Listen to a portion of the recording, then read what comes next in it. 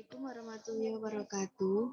Perkenalkan, saya Isni Zaki Safira dengan NIM H722-19030, mahasiswi dari Prodi Matematika Fakultas Sains dan Teknologi UIN Sunan Ampel, Surabaya. Di sini, saya akan mempresentasikan terkait pengaplikasian metode ARIMA dengan menggunakan software Minitab, R, dan SAS.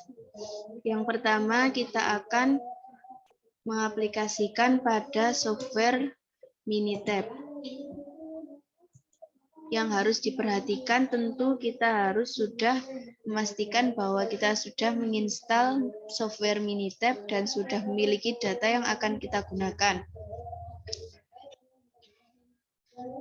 Yang pertama, kita harus menginputkan data yang akan kita gunakan, yaitu dengan cara klik file, kemudian open. Setelah itu kita pilih file yang akan kita gunakan.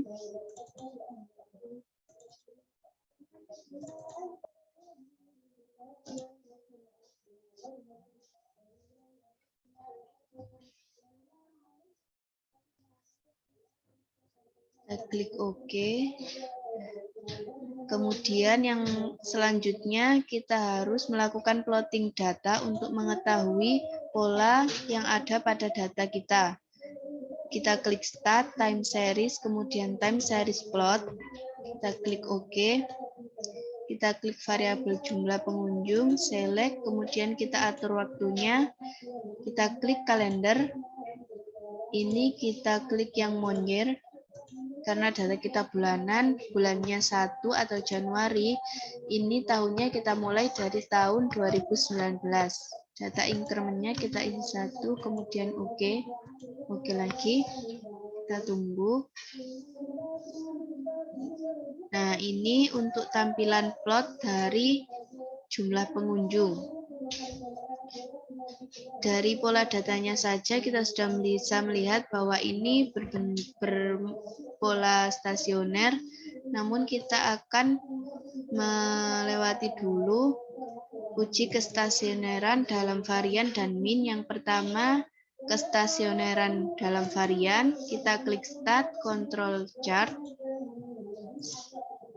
kemudian box chalk. Di sini kita klik jumlah pengunjung, subgrupnya kita tulis 1, kemudian ini kosong, kita klik OK. Nah, di sini ini sudah signifikan karena rounded value-nya memang belum sama dengan 1, dikatakan signifikan jika rounded value atau lambdanya itu 1, sedangkan di lower upper-nya sudah melewati 1, dan di sini lower upper-nya sudah melewati 1, jadi bisa kita katakan signifikan. Selanjutnya kita lanjut untuk kestasioneran dalam min. Kita klik Start, kemudian Time Series, kita klik ACF-nya, Auto Correlation, kita klik yang jumlah pengunjung, kemudian OK. Nah, di sini pada plot ACF-nya, pada leg pertama sudah keluar garis, jadi kita bisa dapatkan model MA1. Kemudian setelah itu kita plotkan PACF-nya, Start, kemudian Time Series, kita klik yang PACF, jumlah pengunjung, select, kemudian klik OK. Nah, pada plot PACF-nya, pada leg pertamanya juga sudah keluar garis atau sudah mengalami cut off, sehingga kita sudah mendapatkan model AR1. Nah, selanjutnya kita akan menerapkan langsung pada model ARIMA-nya. Kita klik Start, Time Series, kemudian ARIMA. Ini kita klik jumlah pengunjung, select. Karena tadi itu sudah keluar, sudah mengalami cut off pada leg pertama, jadi ini autoregresifnya kita ganti 1 dan tidak mengalami differencing, jadi ini difference-nya 0. Karena ini baru AR, jadi ini MA-nya 0. Storage-nya residual kita centang, kemudian klik OK. OK lagi. Nah, ini untuk AR1. Kemudian selanjutnya untuk model MA1-nya kita klik Start Time Series A5. Di sini tinggal kita ganti ininya 1 dan ini kita kembalikan 0. Kita klik OK. Nah, ini untuk residual model MA-nya.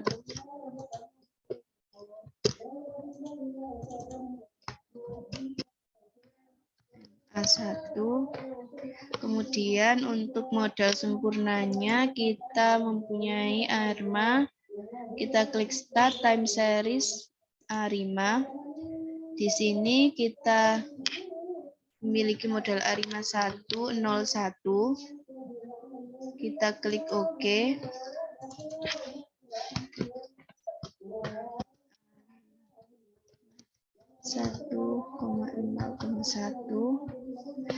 Nah, selanjutnya dari ketiga model tersebut kita lihat dari model yang pertama yaitu AR1. Pada model AR1 bisa kita lihat ini untuk estimasi parameternya dan p-value-nya 0,004, jadi p-value-nya lebih kecil dari nilai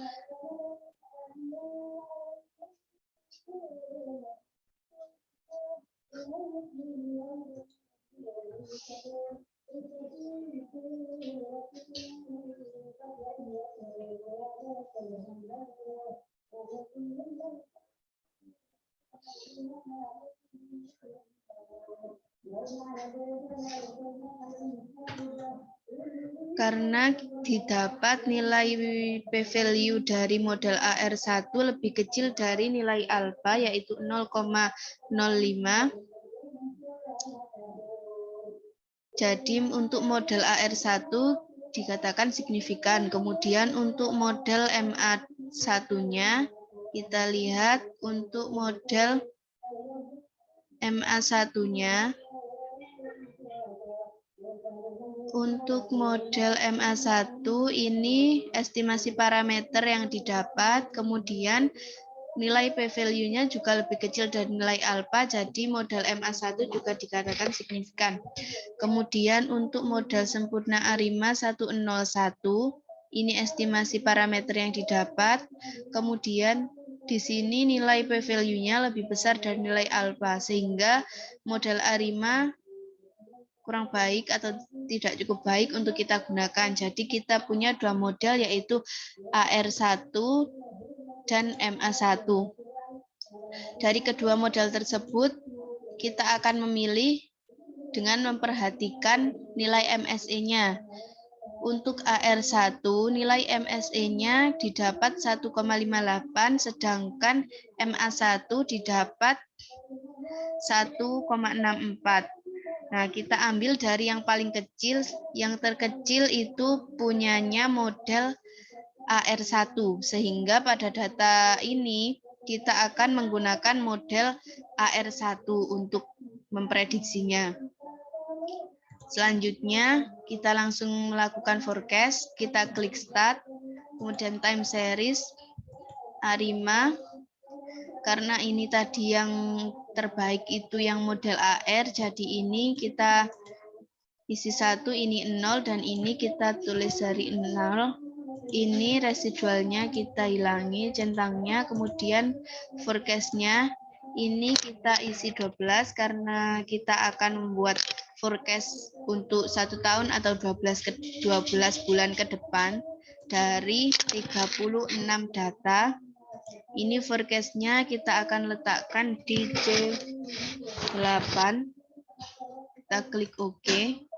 Klik OK lagi.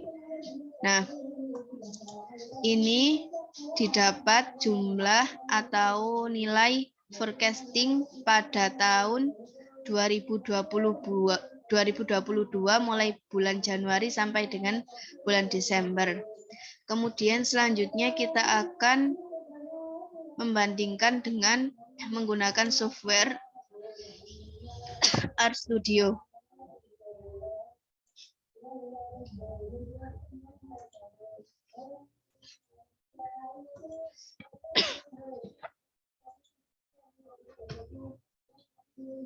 Yang pertama kita pastikan dulu apakah package yang akan kita gunakan itu sudah terinstall apa belum. Nah, di sini package yang akan saya gunakan ini sudah terinstall. Caranya ini kita klik dicari, kalau sudah tercentang berarti package tersebut sudah terinstall. Yang pertama, kita akan menampilkan data yang akan kita gunakan. Selanjutnya, kita tampilkan plot time series-nya. Setelah itu kita lakukan cek kestasioneran dalam varian. Karena p-value-nya lebih kecil, jadi ini katakan stasioner, kemudian kita cek stasioneran dalam min.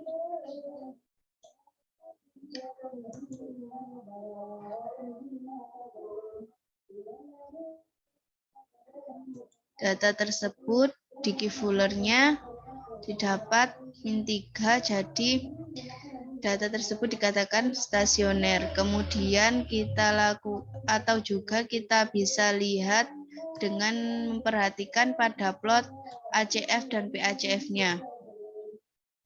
Di sini bisa kita lihat pada plot ACF dan PACF-nya dari leg 1 di ACF dan PACF-nya ini sudah mengalami cut off. Jadi bisa dikatakan data ini sudah stasioner dan mempunyai model AR1 dan MA1.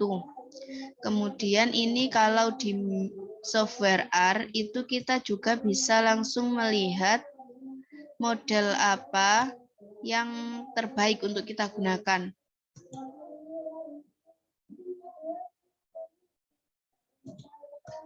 Sebentar, ini ada yang salah.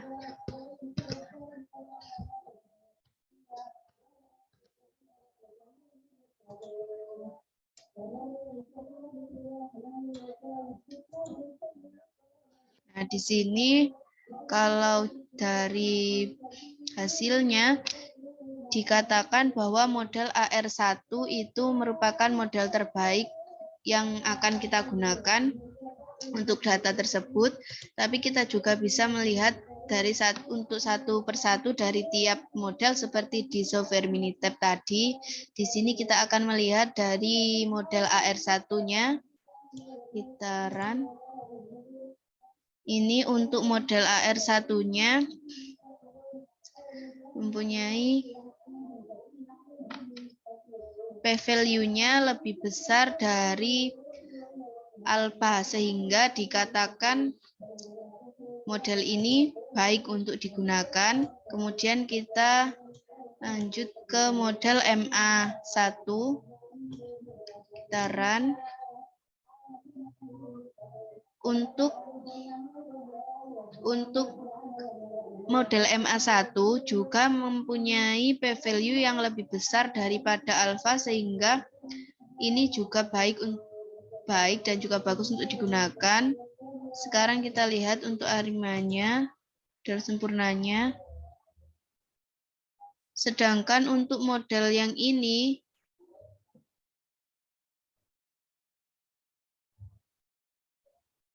itu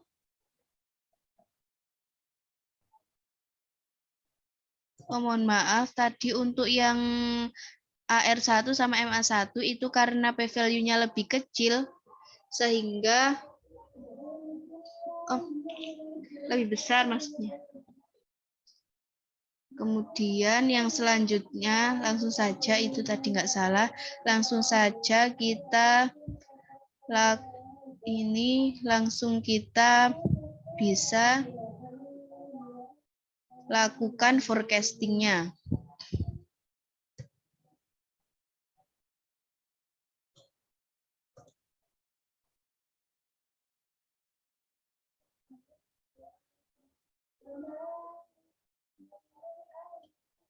Nah, ini bisa kita lihat tampilan plot dari forecasting data tersebut.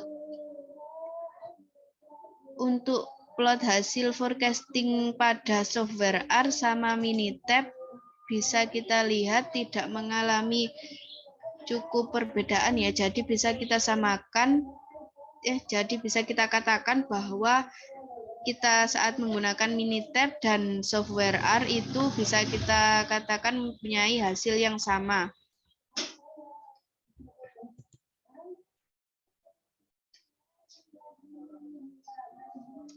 Sekian pemaparan dari saya, kurang lebihnya mohon maaf. Assalamualaikum warahmatullahi wabarakatuh.